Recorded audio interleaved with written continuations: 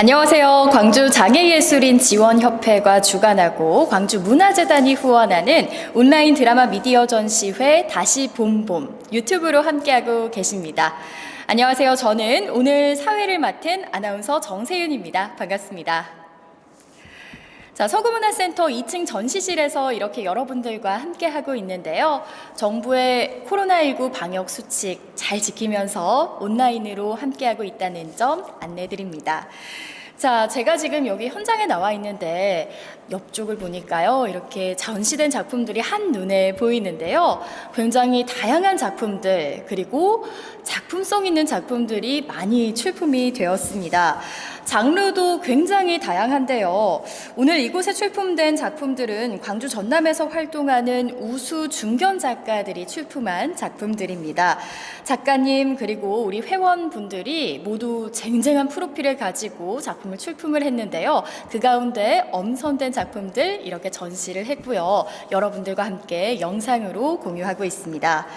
또한 저쪽에 보시면 발달장애인 작가들의 작품도 3점이 전시가 되어 있는데요. 오늘 영상을 통해서 여러분들 함께 하시면서요. 작품을 보신 소감들 또 댓글과 좋아요로 함께 소통해 주시면 너무나 감사하겠습니다. 자, 오늘 여러분과 함께하는 전시회 다시 봄봄은요, 문화체육관광부, 한국문화예술위원회, 광주문화재단의 온라인 미디어 예술활동 지원 사업의 일환으로 지원받아 제작이 되고 있는데요. 오늘 이 다시 봄봄을 주관한 광주장애예술인 지원협회에 대해서 간단하게 소개해 드리도록 하겠습니다. 광주 장애예술인 지원협회, 그러니까 장예지는요, 장애인들의 문화예술 활동 확대와 사회 참여 기회를 제공하기 위해서 굉장히 노력하고 있는 단체입니다. 문화적 소외 장애인들의 창작 활동을 통한 다양한 문화 콘텐츠를 개발하고 있고요. 또 장애예술인들의 삶의 질 향상에 노력하면서 오늘 이렇게 전시를 주관하고 있습니다. 자, 오늘 유튜브로 시청하시면서 여러분들께서 많은 작가들의 작품 감상해 주시고요. 또 실시간 댓글, 좋아요로 소통해 주시면 더욱더 감사할 것 같습니다. 작가들의 이야기 많은 공감 부탁드리면서 오늘 행사를 시작하기에 앞서 간단하게 축사를 먼저 듣도록 하겠습니다. 자, 더불어민주당 최고위원이신 양향자 국회의원의 축사를 영상으로 만나보시겠습니다. 안녕하십니까. 더불어민주당 최고위원 광주 서구을 국회의원 양향자입니다. 오늘 다시 봄 온라인 미술 전시 개막을 진심으로 축하드립니다. 아울러 이번 전시회를 준비하기 위해 힘써주신 광주 장애인 예술지원협회 전자광 회장님을 비롯해서 장애를 극복하고 귀중한 작품으로 참여해주신 작가분들께도 정말 감사의 말씀 드립니다. 특별히 우리 전자광 회장님은 제가 가장 존경하는 우리 지역의 리더분이십니다. 최근 들어 미술뿐 아니라 또 여러 예술 장르에서 장애인 예술가들이 그 활동 범위를 넓혀가고 있습니다. 또한 장애인 문화예술의 중요성을 많은 분들에게 강조하고 장애인 작가들의 작품 가치를 재조명하는 작업도 활발하게 진행되고 있습니다. 그런 의미에서 이번 전시회는 장애인 문화예술 발전에 밑거름이 되고 또한 문화예술인의 한 사람으로서 자긍심을 고취시키는 소중한 자리가 될 것이라 믿습니다. 예술은 장애인과 또 비장애인의 벽을 허물고 장애 또한 어려움이 아닌 특별함 그리고 세상을 향해 도전할 수 있는 가능성이라고 생각합니다. 다시 한번 전시회 개막을 축하드리면서 많은 분들이 와서 또 작품을 감상했으면 좋겠습니다. 저도 함께 하겠습니다. 고맙습니다. 네, 양향자 국회의원님의 축사 함께 하셨습니다. 따뜻하게 이렇게 축사를 전해주신 양향자 국회의원님 다시 한번 감사드립니다. 이어서 시민과 함께하는 사람 중심 서구를 만들고 계시는 서대석 서구청장님의 축사를 듣겠습니다. 안녕하십니까. 서구청장 서대석입니다. 먼저 광주 장애예술인 지원협회에서 주관하는 다시 봄봄 전시회를 진심으로 축하드립니다. 이 전시회는 특별히 열정을 갖고 계셨던 우리 전자광 회장님께서 의욕적으로 준비해 주신 전시회로 알고 있습니다. 늘 지금 우리 상황이 이제 코로나19 때문에 엄청 어렵습니다. 이 어려울 때 특히 우리 장애예술인들은 더 그 고통이 배가 됩니다. 이럴 때 이런 전시회를 통해서 스스로를 한번 되돌아보고 이렇게 우리 스스로가 좀 더 나은 그런 세상을 꿈꾸는 그런 기회를 맞게 됐다 이렇게 생각을 하고 있습니다. 이런 장애 예술인들의 전시를 볼 때마다 늘 마음에 짐 같은 게 있습니다. 충분한 작업 공간, 또 전시 공간, 또 적극적인 후원 연계자를 이렇게 발굴해 주는 거, 이런 것들이 늘 아쉽고 미안하고 그렇습니다. 코로나19 상황이 어렵더라도 내년에는 저희 서구청이 조금은 더 의욕을 가지고 전자광 회장님과 함께 우리 장애예술인들이 좀 더 나은 환경에서 작품 활동을 할 수 있도록 적극적으로 최선을 다하겠습니다. 거듭 전시회 축하드리고요.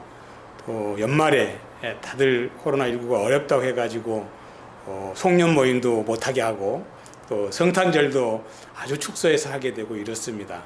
그런 가운데서도 늘 행복하고 건강하시기를 빌겠습니다. 다시 한번 전시회 축하드립니다. 고맙습니다. 네, 바쁘신 와중에서도 이렇게 축사를 전해주신 서대석 청장님 다시 한번 감사드립니다. 자, 이어서 광주를 대표하는 미술관이죠. 광주 시립미술관장을 맡고 계시는 전승보 관장님의 축사를 영상으로 함께 하시겠습니다. 안녕하세요. 광주 시립미술관장 전승보입니다. 코로나로 여러 사람들의 생활이 정말 어렵습니다. 하지만 이런 와중에도 광주 장애예술인 지원협회의 후원으로 장애인 여러분들의 전시가 열리게 된 것을 정말 축하드립니다.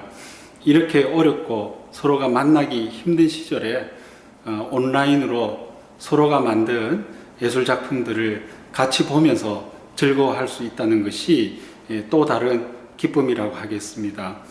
아무튼 광주 장애예술인 지원협회가 만들어지고 난 뒤에 얼마 되지 않아 이 코로나19로 많은 어려움이 있지만 이 협회의 후원과 함께 장애인 여러분들의 예술에 대한 따뜻한 그리고 뜨거운 열정으로 우리들이 다 함께 생활하는 그런 광주가 되었으면 합니다.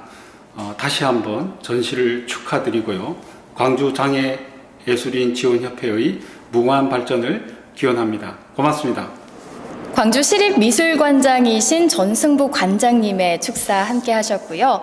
이어서 광주 장애예술인 지원협회 자문위원장을 맡고 계시는 김문균 자문위원장님의 축사를 함께 하시겠습니다. 안녕하세요. 저는 광주 장애인 예술 지원협회 자문위원장 김문균입니다. 코로나19로 힘든 요 죽음에 우리 장애인 작가들의 작품을 전시하게 된 다시 봄봄 전시회를 축하드립니다. 많은 작품들이 준비되어 있고 다양한 볼거리도 있으니 여러분들께서 많이 오셔서 성원과 협조 부탁드립니다. 감사합니다. 연말연시 잘 보내시기 바랍니다. 광주 장애예술인 지원협회 전자광 회장님의 인사 말씀을 듣도록 하겠습니다. 광주 장애인 예술인들 여러분, 정말로 이번 코로나 얼마나 힘들게 넘어가고 있습니까? 그 와중에서도 이렇게 각고의 노력과 그리고 혼신의 어떤 정열을 불사르는 모습, 이번에 이렇게 영상에 담을 수 있어서 너무 사실은 뿌듯한 한 해 마무리가 아닌가 싶습니다. 또 오늘 이 자리를 이렇게 또 빛내주시려 우리 양양자 최고위원님, 그리고 우리 서대석 청장님, 그리고 시립미술관 전승보 관장님, 그리고 우리 자문위원장인 김문균 자문위원장님, 정말로 감사드립니다. 이렇게 힘을 실어주시니망치 우리가 이 지역의 장애 예술인들이 좀 더 멋지고 그리고 참으로 살만한 그러한 좀 더 높은 의지와 이상을 가지고 우리가 비장애인들에게도 귀감이 될 수 있는 그러한 삶을 살 수 있으라고 생각합니다. 하여튼 오늘 특별회가 이렇게 온라인으로 우리들을 선보입니다. 하여튼 많이 시청해 주시고요. 그리고 큰 격려 바라겠습니다. 감사합니다. 광주 장애예술인 지원협회가 주관하고 광주문화재단이 후원하는 온라인 드라마 미디어 전시회 다시 봄봄 함께하고 계십니다. 이제 작가분들의 이야기들을 좀 들어볼까 하는데요. 먼저 첫 번째 들어볼 작가의 이야기는 바로 유태환 작가의 이야기입니다. 유태환 작가는 광주미술작가회 회장, 또 광주사생회 회장으로 현재 재직하고 계시고요. 광주장애예술인 지원협회 회원으로 활동을 하고 계시는데요. 유태환 작가 하면 교직 생활을 하시면서 30여 년이 넘는 시간 동안 작품 활동을 해왔다고 합니다. 긴 시간 동안 작품 활동을 하시면서 또 새롭게 작품에 담아내고 싶은 이야기가 있다는데요. 과연 어떤 내용들을 담아냈는지 함께 만나보도록 하겠습니다.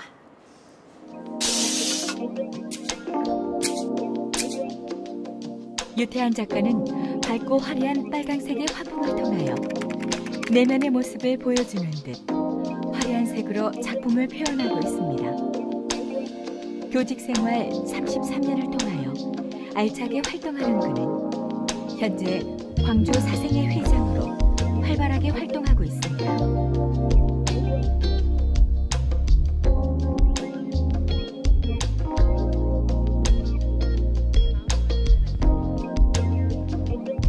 무등산 아래 무등산 수박으로 유명한 금곡마을에서 태어난 그는 어릴 때부터 놀이를 좋아하고 운동을 좋아하여 웃기 좋아하는 아이였습니다.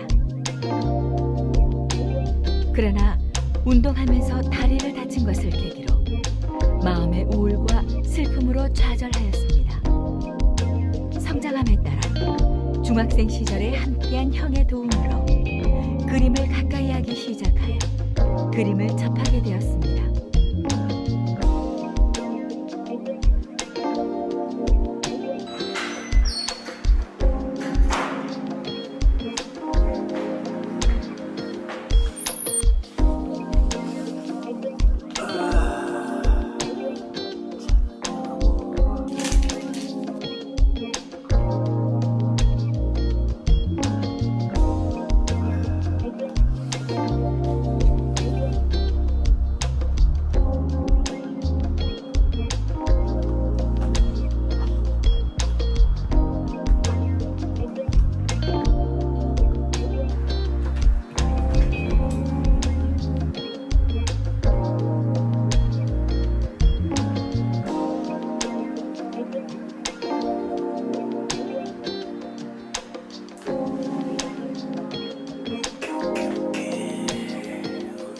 어린 시절의 아픔과 슬픔이 마음 가득한 가운데 죽음을 극복하고 새로운 그림을 시작으로 인생의 전환점을 기록한 유태환 작가는 이제 빨강색으로 태양을 닮아가는 마음으로 내면을 가득 채워나가는 것 같습니다. 유태환 작가의 작품 세계를 알아보겠습니다.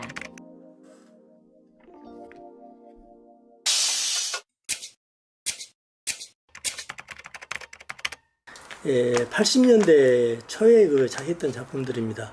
80년대 초에는 제가 대학 졸업을 82년도에 했기 때문에 대학 졸업하고 얼마 안 돼서 그때 당시에 졸업하고 나서 쭉 그렸던 작품들 같습니다.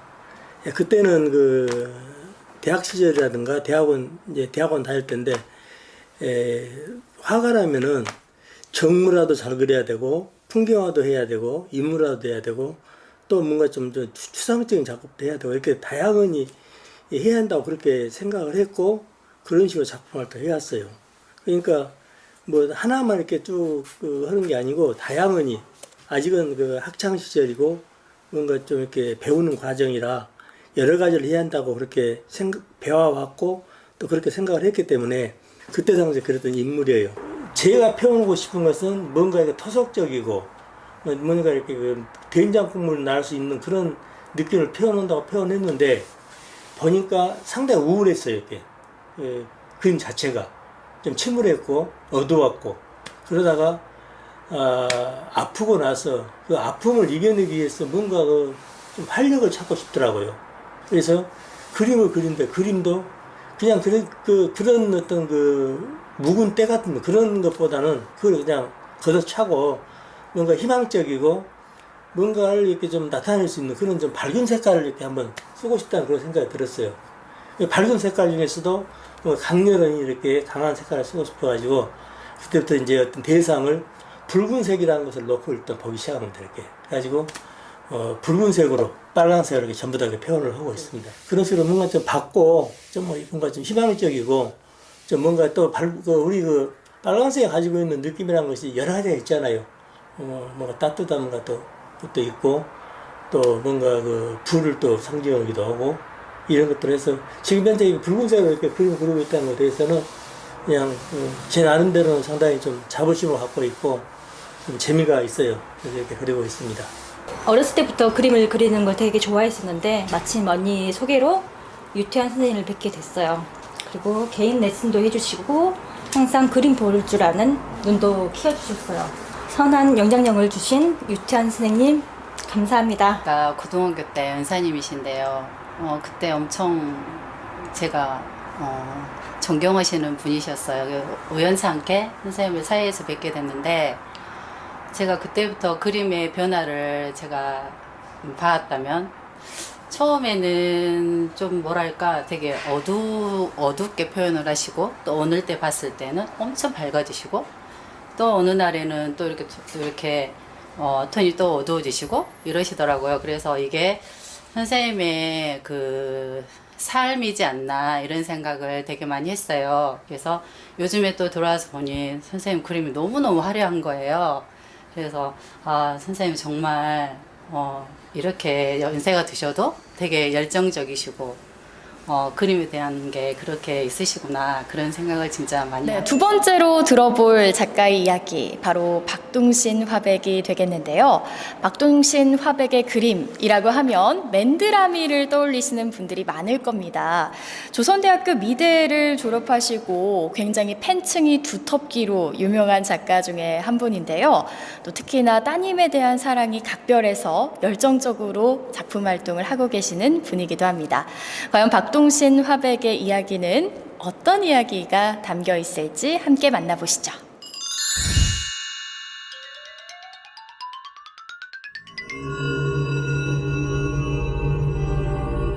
맨드라미 연작 시리즈 이전 그의 작품은 웅장하고 호쾌한 게 많았다. 또한 그가 꾸준히 그리던 정물화를 보면 오래된 고택의 텐마루에서 이젠 나이 드신 어머니의 안방을 들여다보는 느낌이 난다. 무언가 말을 묵혀놓은 듯한 침묵이 차마 시선을 옮기지 못하게 한다.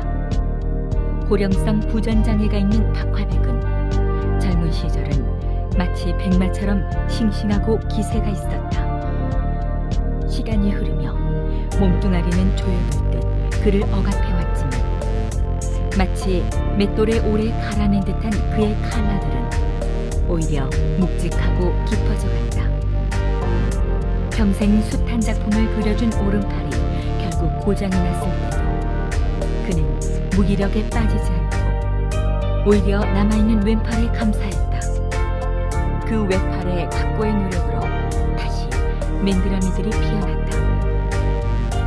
육신은 어두워졌지만 그의 맨드라미는 가을의 성해를 흐트러뜨리고 고개를 드는 숫닭의 벼슬처럼 힘있고 화사하고 정에 겨웁다.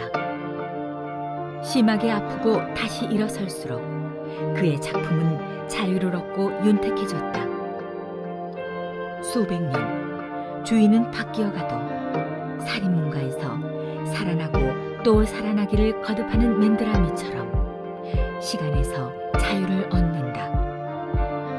이제 사람들 대신 화실 안에서 그는 수선화의 구근처럼 꿈을 꾼다. 그 안에만큼은 아픔이 재료가 되고 닭벼슬 같은 당당한 맨드라미가 조각되어 시간을 초월한다. 사랑하는 어머니, 사랑하는 아내, 사랑하는 딸, 아들의 사랑이 박동신 화백의 가슴에 땔감이 된다. 그도 어쩌지 못하는 운명이지만 투박한 항아리 옆에, 강아지가 졸던 그 옆에, 아주까리가 땀 흘리던 그 옆에 그의 굿이 생명을 준 맨드라미는 영원할 것이다.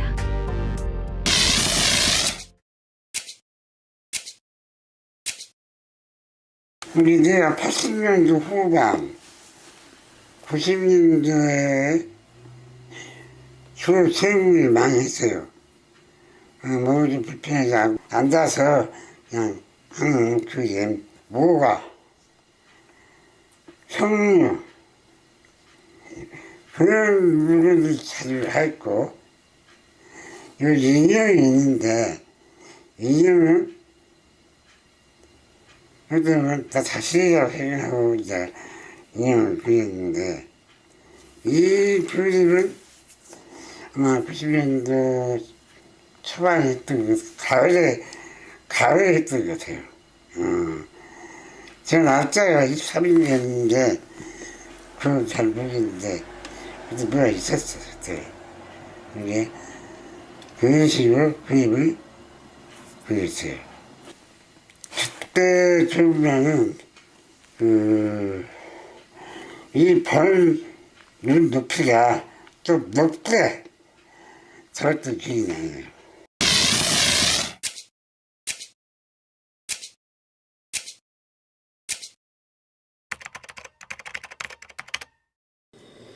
내가 이 멀뚱하고 내가 뭔 일을 하겠습니까? 근데 우리 부모님들은 내가 그분들한테 전부 반대했죠.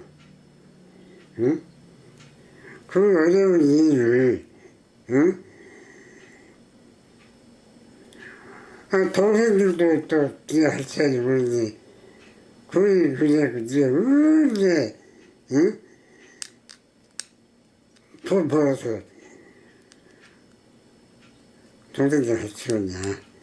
그래서 반대 많이 했어요. 그런데 내가 할 수 있는 일은 그림밖에 없어. 아무리 생각해봐도 그림 외에는 내가 할 수 있는 일이 없어. 그래서 죽으나 사나 야시에서 죽어야지. 그런 생각하면서 하루하루 살고 있었다. 근데 그림을 처음에 시작할 때는 그냥 그림이 좋았었어요. 근데 이제 대학을 졸업하고 이제 막막해요. 이제 몫이 생활이 안 되니까. 그래서 이제 계속 살다 보니까 아 내가 그림을 잘 그렸구나. 내 몸이 아프지 내가 뭘 일을 하겠어. 그래서 지금은 후회 절대 안 합니다. 후회 않고 처음에는 내가 후회 좀 했어요. 대학 졸업하고 너무 살기 힘드니까. 그럼 지금은 돈을 떠나서 내가 할 수 있는 일 가장 좋은 일이고 또 이 그림은 나 자신을 표현하기 때문에 그 무엇과도 바꿀 수 없잖아요. 그래서 아 내가 그림 태하기를 참 잘했구나. 지금 후회하지 않습니다. 작업실에 가보면 진짜 어느 누구 작가보다도 진짜 열심히 작업을 하는 거 보면은 날밤 새가면서 작업을 해요. 예, 그런 거 보면은 너무 부럽고 과연 이런 좀 장애를 조금 가지고 있으면서 이렇게까지 열심히 하는 걸 보면 진짜 깜짝깜짝 놀래요. 그리고 최근 들어서는 맨드라미도 열심히 그리지만 조금 소재를 자꾸 바꾸려고 노력을 하고 다른 작가에 비해서 몇 배 이상으로 노력을 하는 거 보면 참 대단하다는 생각을 해요. 네, 작가들의 이야기를 들어보고 있습니다. 이번에 들어볼 작가는요, 바로 자연과 함께하는 작가 최상현 화백인데요. 최상현 화백의 경우에는 돌가루를 개어 그리는 석분화를 주로 그리기로 유명합니다. 이번에 출품하신 작품 또한 10년 이상 시간이 걸렸을 정도로 굉장히 공을 들여 작품 활동을 마무리 지으셨다고 하는데요. 과연 자연과 교감하고 사는 작가의 삶은 어떨지 최상현 화백의 이야기를 들어보도록 하겠습니다.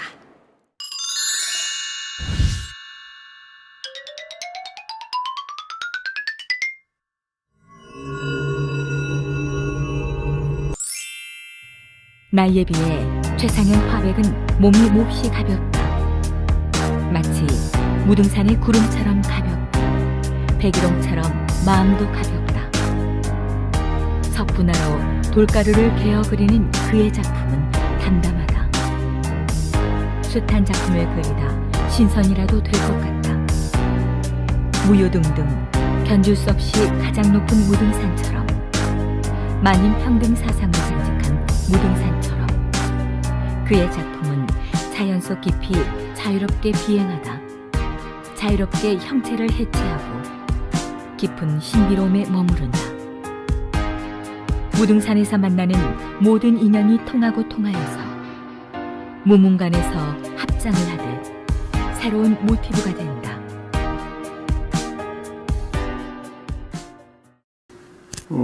한 20여 년 전에 절에서 단청할 적에 그 모라지 목수들하고 만난 인연이 있어가지고 경상도 친구들한테 동해 한번 구경을 시켜준다 해가지고 같이 이제 동해에 놀러를 갔는데 조그마한 스케치를 해가지고 멋있길래 이 사진을 찍어갖고 와서 아마 큰 작품도 있고 저 소품도 있고 그런데 그 내가 가장 좋아하는 그림 독도를 그래서 좋아하니까 또 여러 장을 한 10여 점 이상 그렸을 거예요 아마 지금까지. 그런데 좀 누구한테 판매를 한다고 해도 아까웠고 정성이 있어 해놓은 것이라. 근데 지금이 와서는 보니까 다른 사람들도 많이 이제 근데 작가별로 다 틀리잖아요.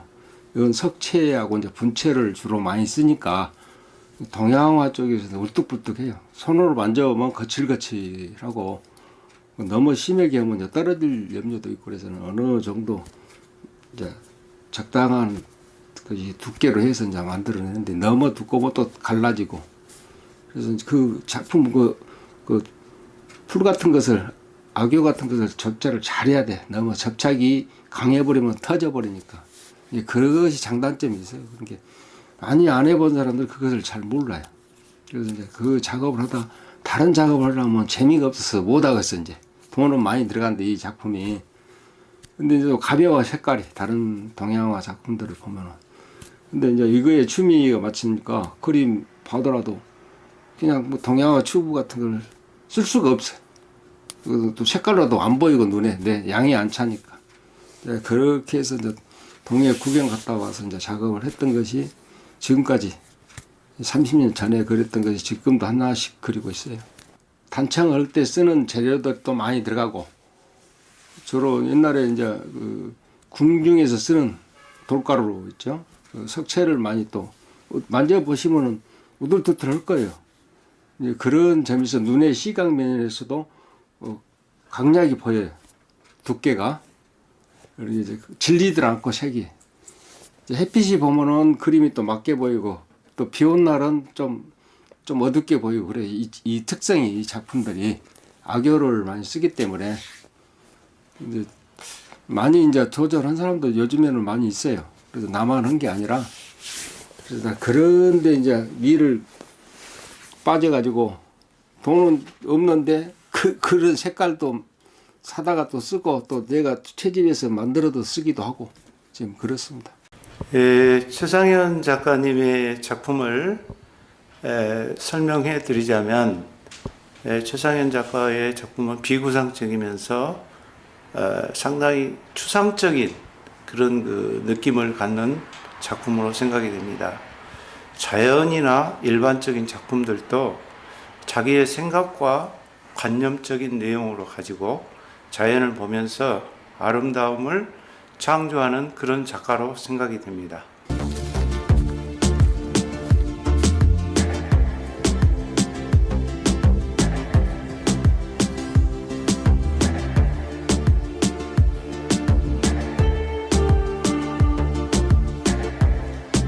최상현 작가는 무등산 아래 마을에서 태어나 운명적으로 무등산과 함께 어우러져 살아가면서 화가로서의 길을 걸어갑니다. 그의 무등산에 대한 이야기를 들어봅니다.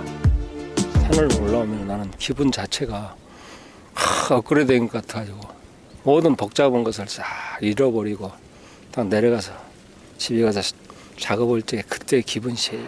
네, 작가들의 이야기를 들으면 들을수록 참 새롭고 함께 작품을 감상하는 느낌이 더욱더 드는 것 같은데요. 이번에는 안용욱 화백의 이야기를 전해드리려고 합니다. 안용욱 화백 같은 경우에는요, 7, 80년대 예전에 허물어져가는 발산마을의 모습을 주로 그림에 담았던 화백인데요.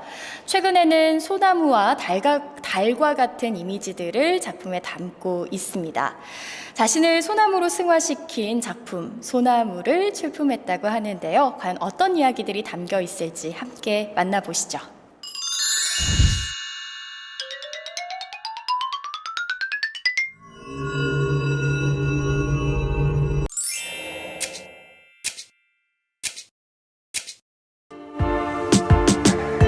누가 소나무는 땅과 하늘을 연결해주는 영혼의 매개체라고 했던가.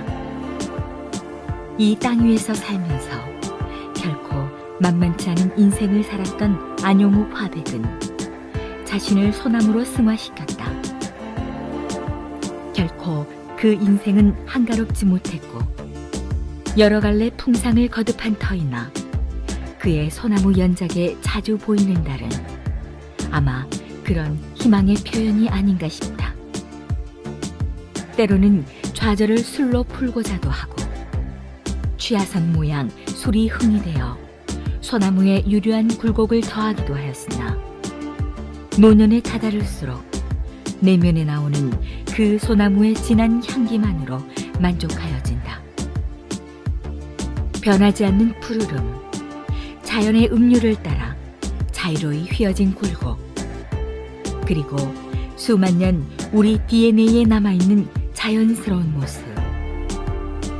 인생의 여정 내내 소나무를 닮아가며 마침내 소나무가 되어가는 그의 어깨 위에 오늘도 한 달이 떠오른다.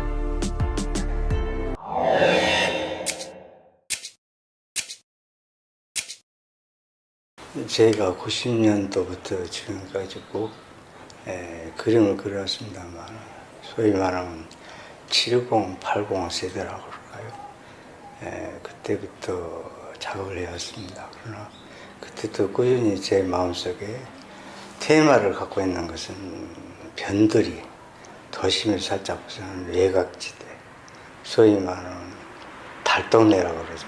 그런데 애정을 갖고 꾸준히 작업 테마를 삼아서 지금까지 작업을 해오고 있습니다.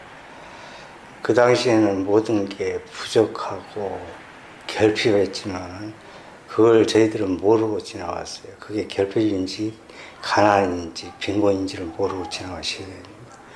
그만큼 저희들은 마음에 여유가 있었다던가요. 그러나 요즘에 가까운 옆 동네만 봐도 수몰지역 같은 느낌이 들어요. 옛날에 우리가 기억했던 건축물, 집, 가옥, 생활 형상들이 다 수면 밑에 가라앉히고 지금 허벌판 광장에 하얀 세멘트 건물, 아파트가 지어진 걸 보면서 그때의 애잔함을 다시 느끼게 됩니다.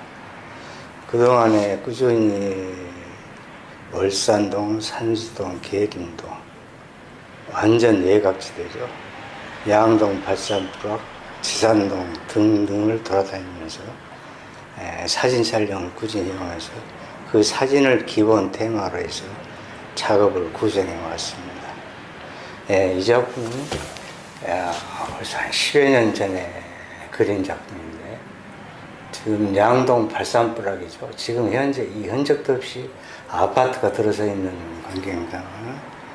어느 날 촬영을 하는데 할머니가 문 밖에서 누군가를 기다리는 장면을 촬영해서 그걸 테마로 삼아서 그걸 주제로 삼아서 작품화, 형성했던 작품입니다. 가을의 서늘한 그 기운을 숨 속에서 느끼면서 이런 감정을 표하고자 노력을 하고 있습니다만 역시 현장 작업과 화실 내 작업과는 많은 차이점이 있습니다만 저한테는 현장 작업이 훨씬 제 마음에 듭니다. 모든 작가들이 그렇겠지만은 제 작가의 마음, 내 마음에 든 작품은 진짜 좋은 작품이라고 항상 저는 그렇게 생각하고 있습니다. 앞으로도 꾸준히 일련의 작품들 남녘 들판에 대해서 좀 더 깊이 있는 풍경을 담아내려고 노력하겠습니다.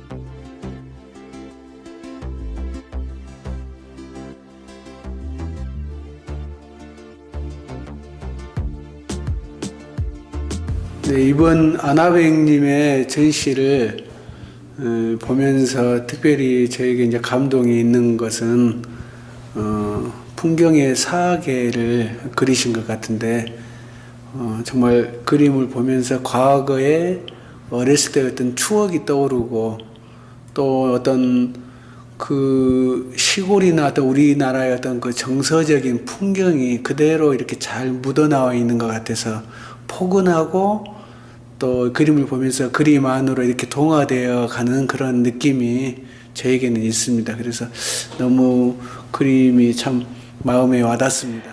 네, 이번에 만나볼 작가는 네팔 히말라야 마을을 작품에 녹여낸 김봉진 화백인데요.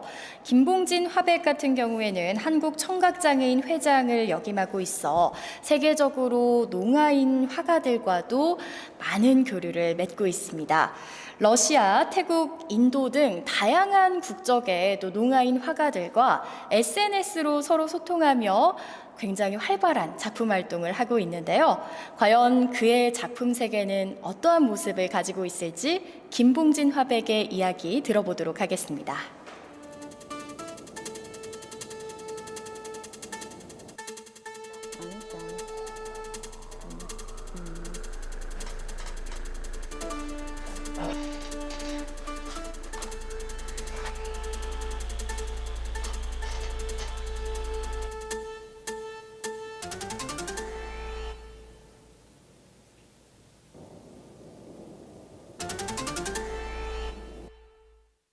농아인이기 때문에 말을 못하고 눈으로만 보기 때문에 성인이나 이렇게 의사소통할 때 좀 불편함이 있고요. 마음속으로 좀 이런 문을 이렇게 닫지 말고 이렇게 개방을 해놔가지고 그런 분들이랑 같이 좀 소통하고 싶어서 네, 마음을 표현해 보려고 이렇게 그림을 그렸습니다.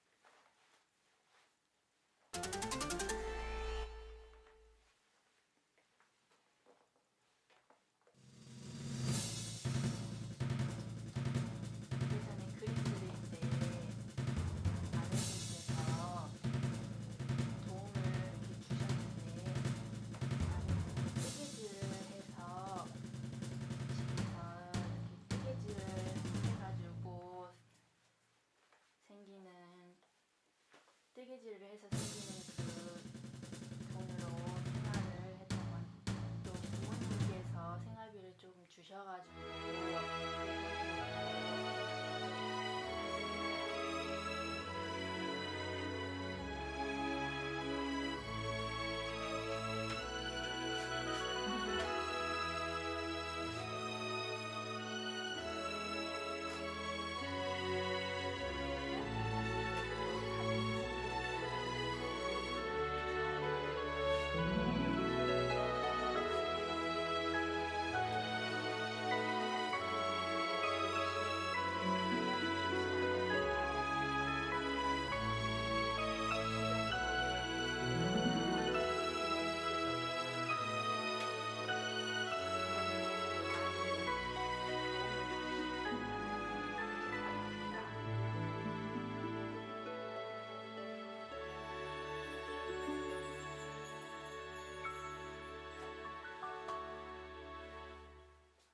(1994년도에) 광주시 미술대전에서 대상을 받았습니다. 그만큼 실력을 인정받은 작가이기도 하고요. 무엇보다도 놀라운 것은 그가 독학으로 미술을 공부했고 첫 입선한 이 대회가 광주시 미술대전에서 대상을 받았다는 것은 이건 저는 놀라운 일이고 기적이라고 생각하거든요. 그 김봉진 화가의 작품 세계를 보면 누구보다도 가장 한국적인 정서가 그 그림에 담겨져 있습니다. 어떤 소재나 이런 표현뿐만 아니라 전체적인 이 그림의 느낌이 가장 한국적인 정서를 잘 표현하는 작가라고 생각하고요. 그가 그리는 정물이면 정물, 또 풍경이면 풍경, 최근에 그리는 이제 파도나 이런 자연의 모습들을 보면 늘 평안함을 주고 요즘 시대에 우리에게 또 필요한 힐링을 주는 작가라고 생각합니다. 네, 이번에 만나볼 작가는 바로 이봉화 작가인데요. 이봉화 작가는 그야말로 서예와 문인화의 달인이라고 불러도 좋을 것 같습니다. 그의 필체를 보면 어떤 마음이 들지 여러분들과 함께 참 공유하고 싶다라는 생각부터 드는데요. 실제 이봉화 작가는 현재 한국청각장애미술협회 회장 그리고 한국장애인미술협회 부회장으로서 활발하게 활동하고 있는 작가이기도 합니다. 이봉화 작가의 이야기는 어떤 이야기들이 담겨 있을지 지금 영상으로 만나보겠습니다.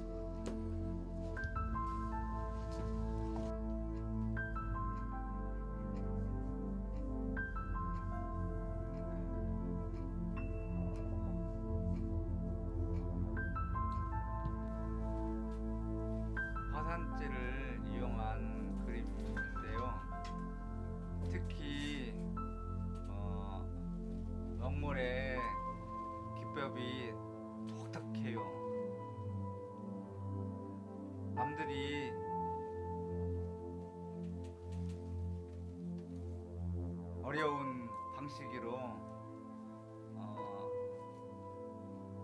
다양하게 그래가지고 색채의 물감이 화려해요. 남들이 상상 위해로 우리 뭐 색채가 드러나 있어요. 특히 먹목에 감수성이 스며들게 됐어요. 저도 배우는 중이에요. 어렵습니다. 아니요, 뭐 지금 빌드미를 전개해서 보고 있습니다. 아 그래요? 아 지금 전주에서 예. 아 그러셨어요.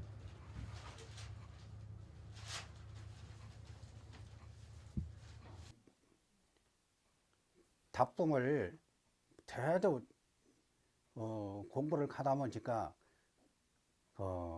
전시회 같지나 개인전시나 그런 판매 가치로 물건을 잘 안 팔리기 때문에 경제가 좀 어렵거든요. 그래서 동사지어만 제도 우리도 열심히 해가지고 벌어가지고 그러면 답부를 공부를 하고 왔다 갔다 그런 게 경제가 조금 어려운 것이 아닙니다. 저는 청각장애인으로 어디 가도 공부를 가려 사회를 배우면서 비장애인은 말도 듣고 그림이 튀어나오죠. 빨리 배우는데 청각장애인은 주로 또 소통이 안 돼가지고 어려운 것이 더 많아요. 누가 선생님은 말로만 해도 말을 설명을 해도 이해를 못 하답니다. 그래도 자기가 막 선생님이 가르쳐준 대로 무대 번지라고 공부를 열심히 해가지거든요. 그게 비장애하고 청각장애 차이가 좀 달라요. 그게 다별 문제가 있습니다. 그래도 같이 비장애하고 청각장애도 차이가 조금 서로 뭐냐면 그거 없애야 줍니다. 그거를 같이 똑같이 그런 방법을 좋겠습니다. 네, 이번에는 금속공예 명장이신 고경주 명장을 소개해 드리려고 하는데요. 그야말로 광주의 금속공예의 산 역사라고 할 수 있을 것 같습니다. 광주광역시 1호 명장이시기도 하고요. 또 7순이 넘는 나이에도 아직까지 후학을 활발하게 양성하고 계시는 작가이기도 합니다.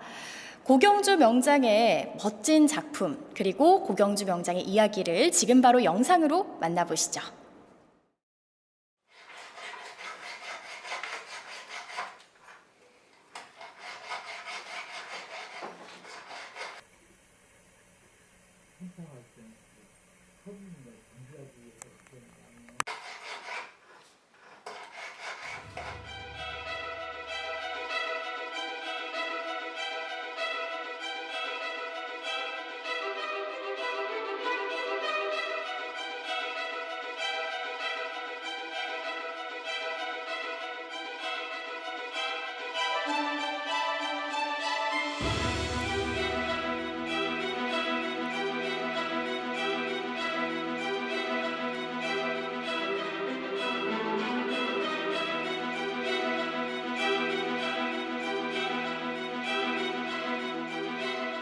선생님은 정말 이렇게 장인이시다 하는 느낌이 작업하는 모습에서나 평소에 이렇게 생활 습관이라든가 뭐 이렇게 누구를 대하시든지 간에 그게 느껴지시는 분인 것 같아요. 그래서 꼼꼼하시고 또 치밀하시고 또 이렇게 완벽주의자시고 그래서 작품에도 그게 고스란히 이렇게 묻어나서 선생님 작품은 굉장히 이렇게 정갈하고 마무리가 깔끔하고 또 뭐 이렇게 어떻게 저도 작가고 이제 작품을 한다고 하지만 감히 선생님의 이렇게 마무리나 디테일을 따라갈 수 없을 정도로 사람들 실생활에 밀접하게 하고 또 아름답게 생활을 아름답게 만드는 이런 것이 없어요. 근데 물론 그림도 아름답고 수습미술도 그렇지만 공예만큼 실용성이 있고 쓰임이 있기 때문에 그걸 쓰면서 또 느끼는 기쁨을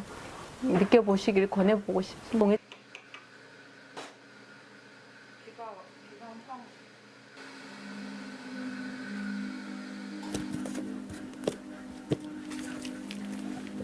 이 작품은 화병이에요.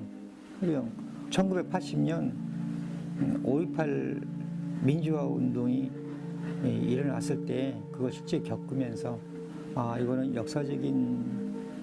진짜 역사적으로 큰 선을 긋는 그런 사건이다.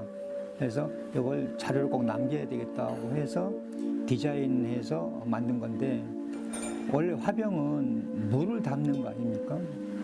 그 꽃을 꽂아야 되고 물을 담아야 되는데 그 물에 총 맞은 자국이 있어요. 구멍이 뻥뻥뻥 뚫렸어요.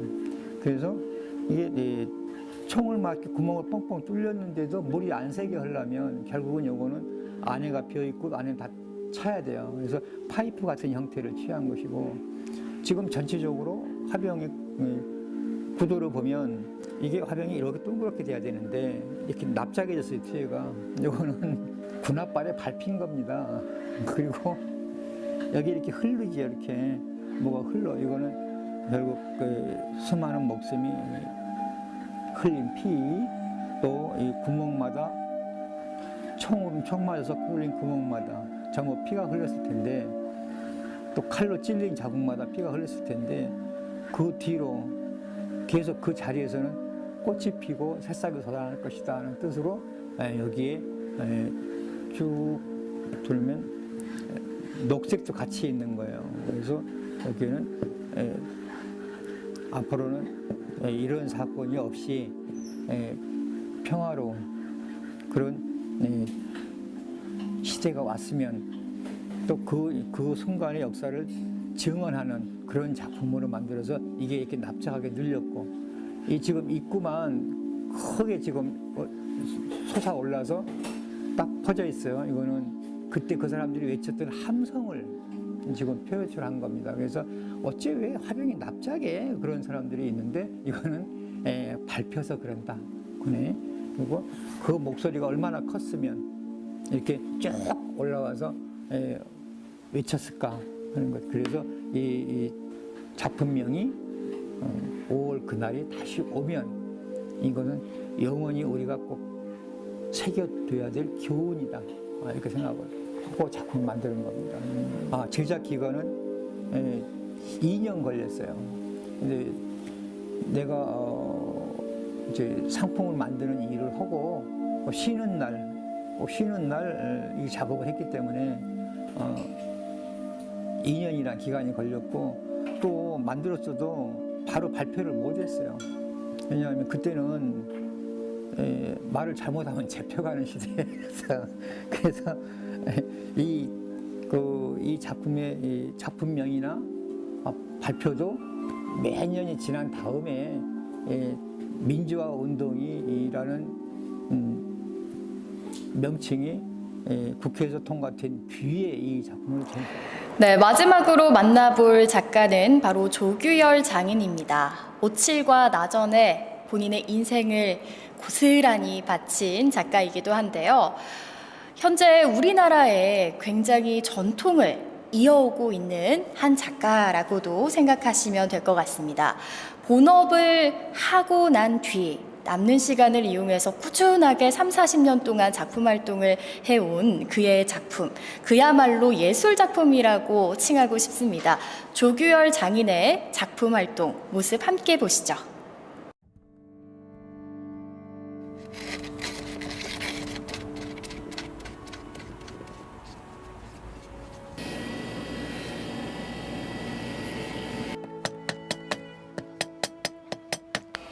여기 요 지퍼 달아졌구만요. 아니요, 이거 지금 그거예요. 고무줄. 아, 밴드. 안 달아져 있어요. 아, 이것은 신발을 봐야 되겠네. 탈 수는 있어요. 탈 수는 있어요. 예. 많이 비싸요? 지퍼 이걸 쌩 거시기 하려면은 한 짝당 2만 원.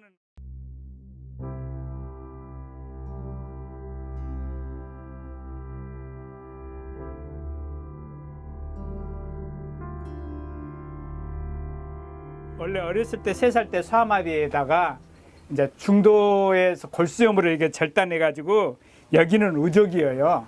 의족장애, 이제 중복장애라고 하죠, 사람들이. 그래서 장애 이걸 갖고 있는데 어렸을 때부터 내가 장애를 갖고 어떻게 살아야 될 것인가를 늘 고민하고 있었어요.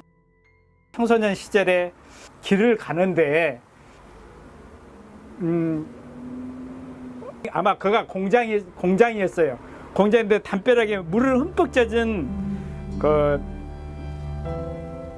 농문짝들이 자기 붙여가지고 이렇게 널어져 있더라고요. 그래서 굉장히 물을 머금은 자개 빛이 얼마나 아름다운지 거기에 제가 반해가지고 어쩌면 운명이었는지도 모른다. 그가 걸어야 할 길, 오랜 시간과 정성. 혼이 들어가야 탄생하는 570에는 그에게 주어진 숙명처럼 그의 인생이 되었나 싶다.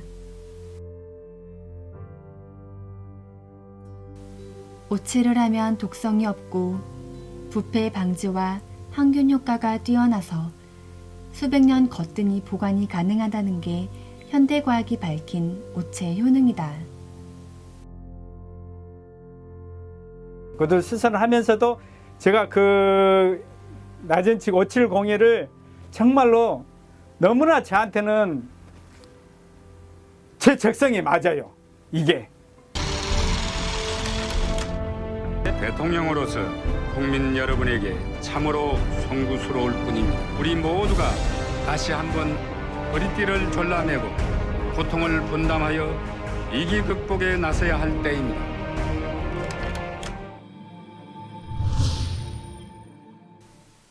오칠공의 매력에 흠뻑 빠져버린 그에게도 IMF는 현실이 되었다. 그때는 결혼을 막 해가지고 꼬맹이가 이제 유치원 다니고 또 가장이고 그러니까 뭔가 생활을 해야 되는데 할 것이 없으니까 앉아서 하는 일을 찾다 보니까 이제 구두 수선을 생각하게 되어가지고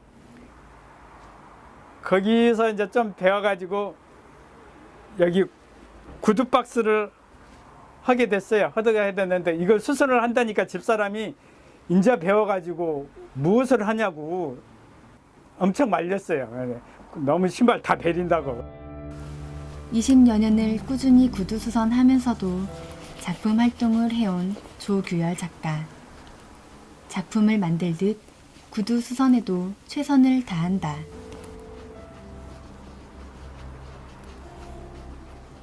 이것은 전복, 국산 전복 껍데기예요. 국산 전복 껍데기가 제일로 색이 아름답습니다. 이것은 이제 소라. 그동안 전통 공예에 대한 대중의 무관심이 아쉬웠을까? 작품 제작 과정을 설명하는데 신바람이 난 듯 목소리에 힘이 실린다. 국내에서는 이 전복 껍데기만 나오는 거예요. 그리고 이 조개패는 레드. 조개가 다 색색이마다 조개마다 다 색이 틀리거든요. 이것은 이제 메추리알 껍닥. 이것은 이제 즉 우리 전통 기법에 말하면 이게 난각 기법인데 참 특이하죠. 이게 천연 껍데기이기 때문에 색이 변하거나 그런 것이기가 전혀 없기 때문에 작품에 매료되어 단 한 번도 손을 놓지 않고 낮에는 구두 수선을 하고 밤에는 공방에 가서 작업을 한다. 570에 40여 년이 넘도록 열정을 바쳐온 조규열 작가. 각종 미술대전의 수십 회의 수상은 그가 쏟아부은 피나는 노력의 대가인지도 모른다.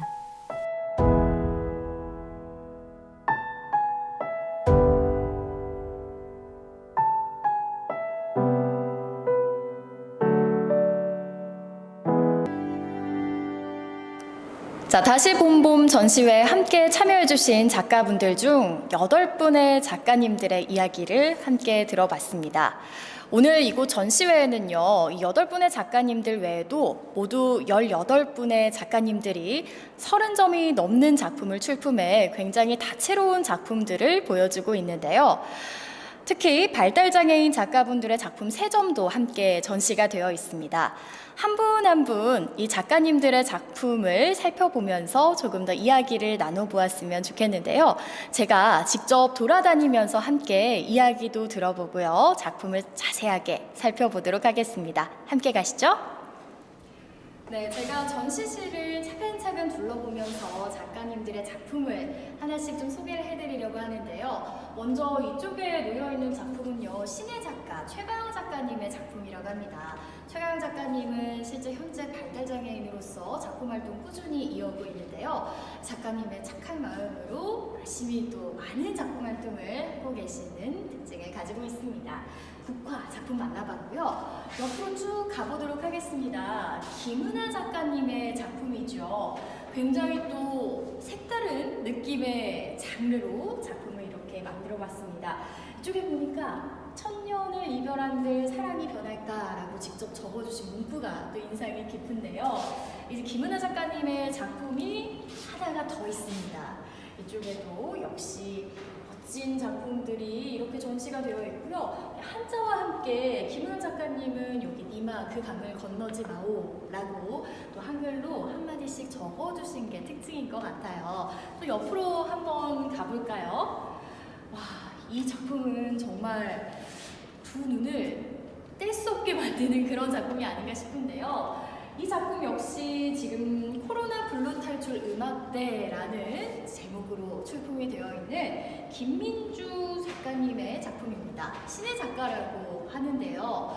김민주 작가님 역시 발달장애인으로서 작품 활동을 굉장히 활발하게 활동하고 계시고요. 보시다시피 섬세한 그런 모습들이 작품의 특징입니다. 이쪽 앞으로 가보시면요. 김민주 작가님이 출품하신 또 다른 작품이 있는데요. 클레이 아트인 것 같아요. 보니까 오케스트라를 표현하지 않았나 싶은데요. 지금 건반부터 트럼펫, 바이올린, 다양한 악기들을 가지고 이렇게 음악대가 형성이 되어서 코로나를 좀 잘 이겨내보고자 하는 그런 마음들을 작품에 담으셨다고 합니다. 자, 이렇게 정말 많은 작품들 그리고 장르도 다양한 작품들이 이번 전시에 함께하고 있는데요. 여러분들 전시에 함께 오셔서 보시면 더 좋을 것 같습니다. 자, 옆으로 한번 가볼까요? 이쪽에 보니 이번에 남이섬의 추억이라는 제목의 작품입니다. 배경숙 작가님의 작품이고요. 캔버스에 유화로 그림을 이렇게 그리셨어요. 굉장히 또 느낌이 색다르죠. 여름의 푸릇한 그런 느낌이 묻어나오는 것 같기도 하고요. 또 빨리 이런 푸르른 모습을 볼 수 있는 계절이 왔으면 좋겠다 하는 생각도 듭니다. 자, 이번에는 이쪽에 있는 작품을 한번 보도록 하겠습니다. 포도라는 제목의 한지와 먹으로 작품 활동을 하셨는데요. 이성기 작가님의 작품입니다. 이성기 작가님도 역시 청각장애인으로서 예술 활동을 활발하게 하고 계신다고 하고요. 이 한지와 먹으로 이렇게 그렸던 작품, 바로 옆에 위치한 작품은요. 색다른 느낌입니다. 이번에는 자작나무를 그리신 조문훈 작가님의 작품을 봤고요.